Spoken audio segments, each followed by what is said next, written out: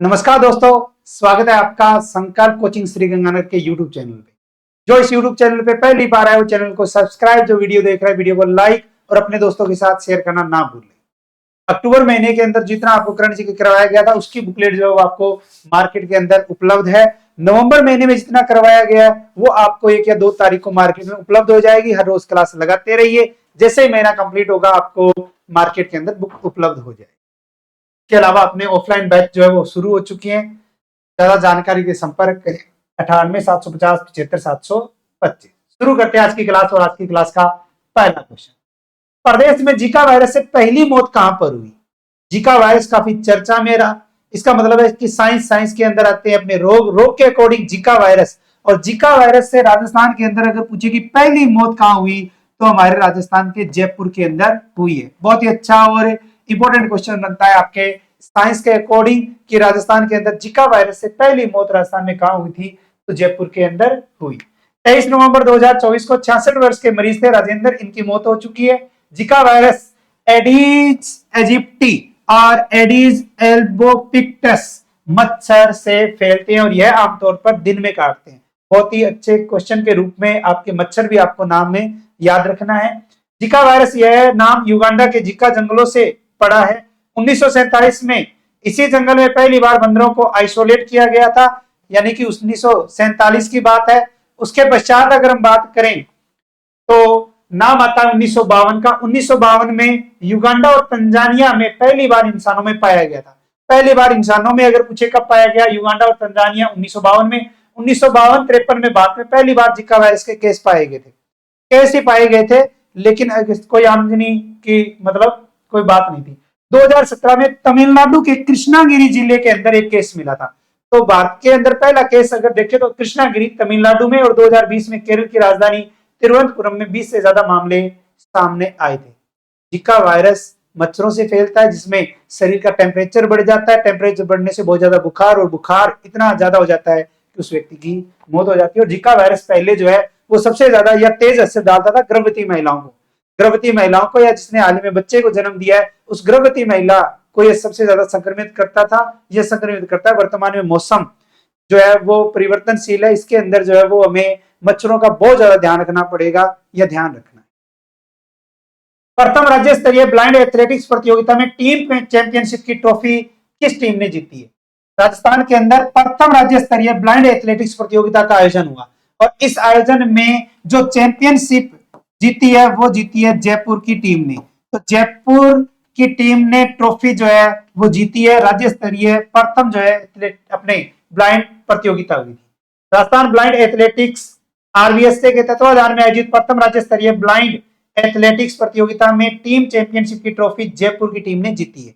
तो जीती किसने है? जयपुर की टीम ने जीती है। इस प्रतियोगिता में चयनित खिलाड़ी 23वीं इंडिया ब्लाइंड एथलेटिक्स चैंपियनशिप में भाग लेंगे, जो 13 से 16 दिसंबर 2024 को नाडियाद गुजरात में आयोजित होगी।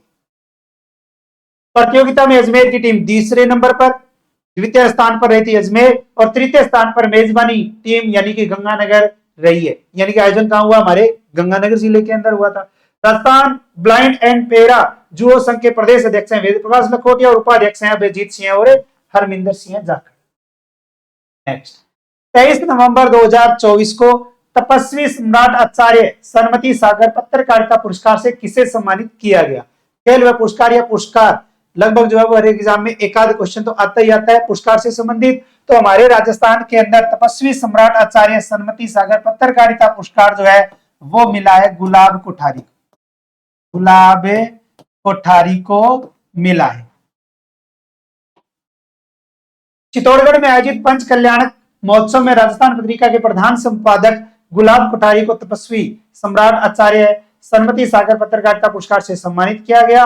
अलंकीकर अंतरराष्ट्रीय पुरस्कार 2024 के अंतर्गत अलंकीकर परंपरा के चतुर्थ पट्टाचार्य संत सुनील सागर के सानिध्य में यह पुरस्कार दिया गया। नेक्स्ट, उत्तर भारत की पहली वाइल्ड लाइफ फॉरेंसिक डीएनए जांच यूनिट की स्थापना कहां की जाएगी?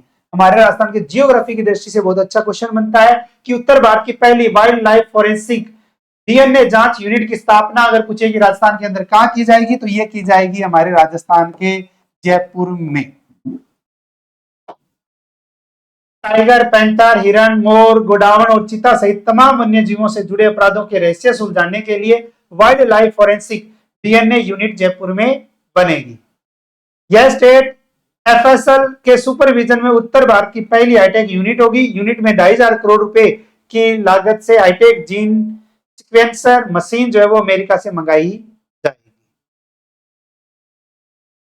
नेक्स्ट क्वेश्चन, 21 नवंबर 2024 को जनजाति कला को संरक्षण एवं संवर्धन हेतु बनफूल जनजाति डिजाइन स्टूडियो का लोकार्पण कहां किया गया? बनफूल जनजाति डिजाइन स्टूडियो का लोकार्पण कब किया गया? 21 नवंबर 2024 को। और अगर पूछे कि कहां किया गया तो यह किया गया है हमारे राजस्थान के उदयपुर जिले के अंदर। जनजाति कला के संरक्षण एवं संवर्धन के लिए अशोकनगर स्थित माणिक्यलाल वर्मा आदिम जाति सौंदर्य प्रशिक्षण संस्थान, यानी कि माणिक्यलाल वर्मा आदिम जाति सौंदर्य प्रशिक्षण संस्थान है कहां? उदयपुर के अंदर। और उदयपुर में वनफूल जनजाति डिजाइन स्टूडियो का लोकार्पण जनजाति क्षेत्रीय विकास मंत्री श्री बाबूलाल खराड़ी ने किया है। अगर पूछे कि यह लोकार्पण किसके द्वारा किया गया तो बाबूलाल खराड़ी के द्वारा किया गया। स्टूडियो राज्य के जनजातीय कलाकारों को अपनी कला का प्रदर्शन करने का अवसर प्रदान करेगा, जिससे उनके कला को व्यवसायिक मंच भी मिल सकेगा। नेक्स्ट, राजस्थान में किसानों के लिए शुरू की गई गोवर्धन जैविक उर्वरक योजना में खेत में वर्मी कंपोस्ट जैविक खाद की यूनिट लगाने पर किसानों को कितने प्रतिशत सब्सिडी दी जाएगी? कौन सी योजना है? गोवर्धन जैविक उर्वरक योजना। खेतों में वर्मी कंपोस्ट यानी जैविक खाद की यूनिट लगाने के लिए राजस्थान सरकार किसानों को 50% क्या दे रही है? सब्सिडी दे रही है।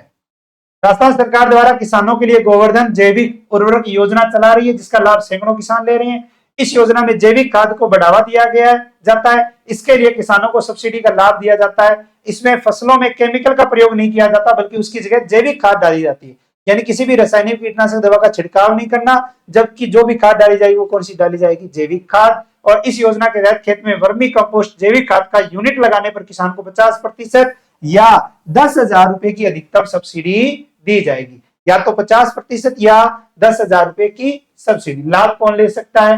योजना का लाभ लेने के लिए आवेदक का राजस्थान का स्थायी निवासी होना चाहिए। इसके अलावा किसान के पास गाय, भैंस या ऊंट आदि पशु होने की शर्त अनिवार्य है। हर यूनिट के लिए किसान को अपने पैसे खर्च कर 8 से 10 किलो केंचुए खरीद कर छोड़ने होंगे। यूनिट का आकार 20 फीट लंबा, 3 फुट चौड़ा और 2.5 फीट गहरा होगा। किसानों को इस योजना का लाभ लेने के लिए अपने पास ही ई मित्र पोर्टल या राज किसान साथी पोर्टल के माध्यम से आवेदन करना होगा। वह वर्तमान में आवेदन कर सकते हैं, या तो ई मित्रा के माध्यम से या राज किसान साथी पोर्टल के माध्यम से। नेक्स्ट, देश में स्वर्ण भंडारों की दृष्टि से राजस्थान देश में कौन से स्थान पर है? आपने राजस्थान पत्रिका पढ़ी होगी, तो उसके तहत जो है वो काफी चर्चा में है राजस्थान के अंदर वर्तमान में। तो स्वर्ण भंडारों की दृष्टि से देखें तो राजस्थान जो है वो देश में दूसरे स्थान पर है। राजस्थान देश में स्वर्ण भंडारों के मामले में बिहार के बाद दूसरे स्थान पर है। बिहार में देश का 44% और राजस्थान में 25% जो है वो गोल्ड भंडारे मिल चुके।